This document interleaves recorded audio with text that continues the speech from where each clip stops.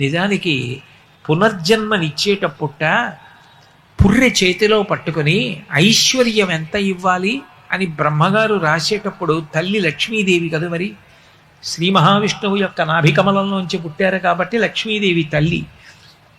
ఆవిడక్కడ పెద్ద ఆసనం మీద కూర్చునుంటే ఆ పుర్రె పట్టుకుని పేరు చదువుతాట.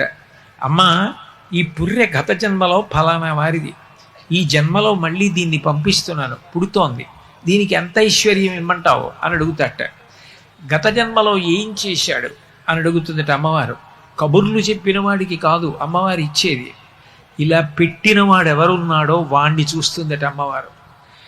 ఆవిడ పేరు చెప్పగానే ఆవిడ సర్వజ్ఞ, ఆవిడికి తెలియదు వాడా ఎంత చేశాడ్రా అని ఒక్కసారి కనుబొమ ఇలా పైకెత్తుతుందిట. నేను వాడికి ఇచ్చాను, వాడు సమాజానికి అంత పెట్టాడు, ఎంతమంది అన్నం తిన్నారో, ఎంతమంది చదువుకున్నారో, ఎంతమందిని వృద్ధిలోకి తీసుకొచ్చాడో, అంతమంది వృద్ధిలోకి వస్తే తాను ఆనందపడిపోయాడు రా, వాడికి మళ్ళీ రెట్టింపి అంటుందట.